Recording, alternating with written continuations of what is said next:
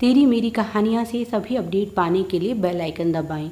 आज की कहानी है एक अधूरा वादा। हेलो भैया, प्रणाम।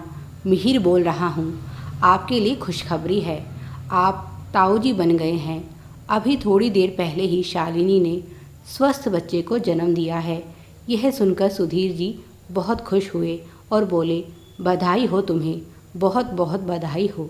शालिनी बहू को भी मेरी तरफ से बधाई देना। यह किसे बधाई दी जा रही है?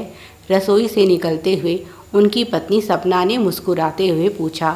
सुधीर जी ने उत्साह से कहा, बधाई हो तुम्हें, तुम ताई बन गई हो, अपना मिहिर बाप बन गया है। एक पल को तो सपना यह सुनकर खुश हो गई, पर दूसरे ही पल मायूस हो गई। सुधीर जी पत्नी के चेहरे पर आई इस उदासी का कारण समझ गए। इसका कारण उनके घर का सूना आंगन है। क्या क्या जतन नहीं किए उन्होंने। डॉक्टर, हकीमों से लेकर मंदिरों तक के चक्कर लगाए, पर परिणाम कुछ नहीं निकला। मिहिर उनसे पूरे 15 वर्ष छोटा है और आज वह भी पिता बन गया। और एक वे हैं जो अभी तक इस सुख से वंचित हैं। उनकी माँ ने तो उनका दूसरा विवाह करने के लिए बहुत दबाव बनाया, पर उन्होंने ही अपनी पत्नी का साथ नहीं छोड़ा। इन सब में बेचारी सपना की क्या गलती है? मातृत्व सुख से तो वह पहले ही वंचित है, अब उसे पत्नी के अधिकार भी छीन लेना कहाँ का न्याय है? और इसके लिए क्या अकेली सपना ही जिम्मेदार है? डॉक्टरों की माने तो दोनों पति पत्नी पूरी तरह से स्वस्थ हैं, पर पता नहीं फिर भी वे माता पिता क्यों नहीं बन पा रहे। सुधीर जी के परिवार में वे 3 भाई हैं, जिनमें सबसे बड़े भाई के बच्चे तो इस समय शादी लायक हो चुके हैं। अगर उन्हें भी सही समय पर संतान हो जाती तो इस समय उनके बच्चे भी काफ़ी बड़े हो जाते। पर इसे ईश्वर की मर्जी मानकर उन्होंने अपने दिल को समझा लिया है। पर सपना का क्या करें? वह तो दिन रात इसी सोच में घुलती रहती है। ऊपर से उनकी माताजी जब देखो कोई मौका नहीं छोड़ती उसे ताने देने का। अभी कुछ समय से घर में शांति है, क्योंकि वे मिहिर के पास गई हुई हैं। उन्होंने अपने विचारों को झटका और मिहिर से बात करने में व्यस्त हो गए। सपना भी चुपचाप बैठी उनकी बातें सुन रही थी। फ़ोन रखते ही वे पत्नी के पास आए और बोले, जल्दी से तैयार हो जाओ, हमें हॉस्पिटल जाना है। सपना ने चिंतित स्वर में पूछा, सब ठीक तो है? उन्होंने कहा, हाँ सब ठीक है। अब घर में नया मेहमान आया है तो क्या हमें उसके स्वागत के लिए जाना नहीं चाहिए? मिहिर कह रहा था, शालिनी तुम्हें बहुत याद कर रही है।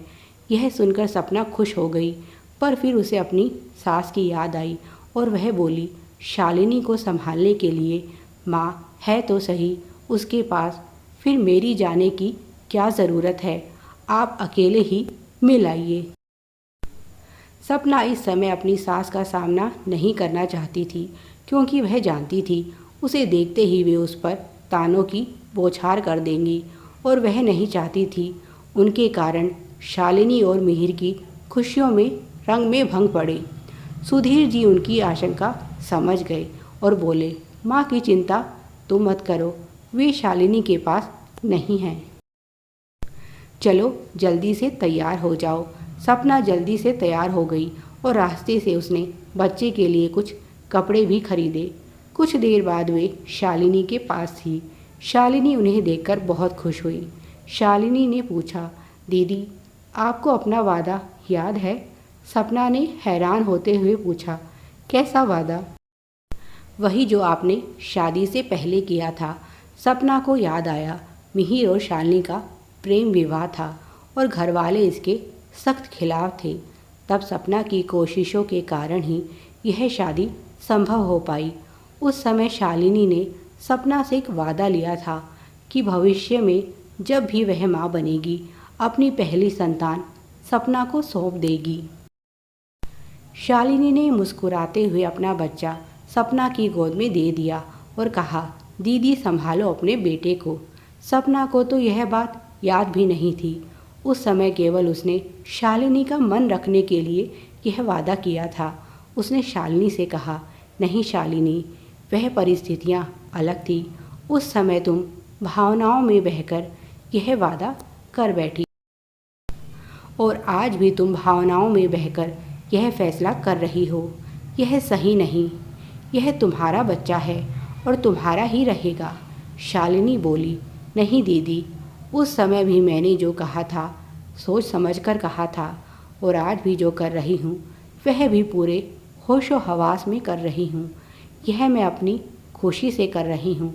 मुझे पता है आप मुझसे कहीं अच्छी माँ साबित होंगी इस बच्चे के लिए। मिहिर बोला, हाँ भाभी, शालिनी ठीक कह रही है। हम दोनों ने बहुत सोच समझकर यह फैसला लिया है और भैया भी इससे सहमत हैं। सपना ने सुधीर की तरफ देखा। उन्होंने मुस्कुराते हुए कहा, सपना, अपने बच्चे को गोद में लेकर प्यार नहीं करोगी? मिहिर बोला, हाँ भाभी, यह आपका बच्चा है। हम तो अभी बच्चा चाहते ही नहीं थे।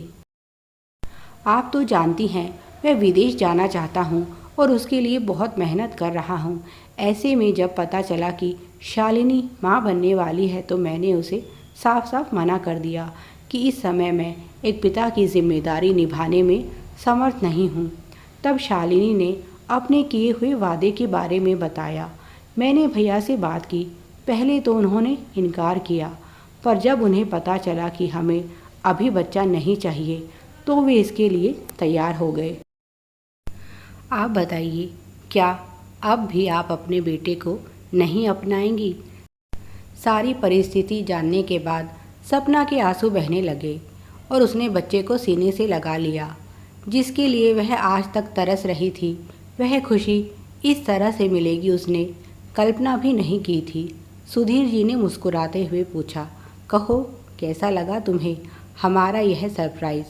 सपना ने मुस्कुराते हुए कहा, आपका यह सरप्राइज़ मैं ज़िंदगी भर सीने से लगा कर रखूँगी और शालिनी, तुम्हारा यह एहसान मैं कभी नहीं भूलूँगी।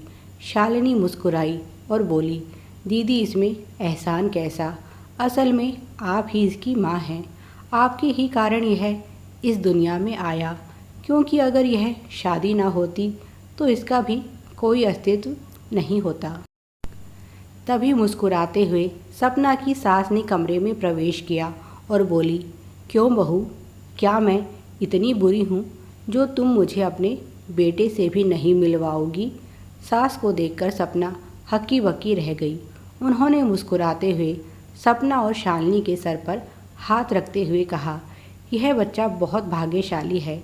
इसकी 2 माँ हैं, एक यशोदा तो दूसरी देवकी, इसीलिए इसका नाम होगा कहना। मुबारक हो बहू, आज जन्माष्टमी पर तुम्हारे घर कृष्ण जन्म हो ही गया। श्री कृष्ण की कृपा से सभी खुश थे। सपना को अपना बेटा मिल गया। शालिनी भी अपना वादा निभाकर खुश थी। मिहिर खुश था कि भैया के सही फैसले के कारण वह पाप से बच गया। सुधीर जी खुश थे पत्नी के चेहरे पर खुशी देखकर, और माँ खुश थी अपने सभी बच्चों को खुश देखकर। बोलो श्री कृष्ण की जय। Please like, share and subscribe. Thanks for watching.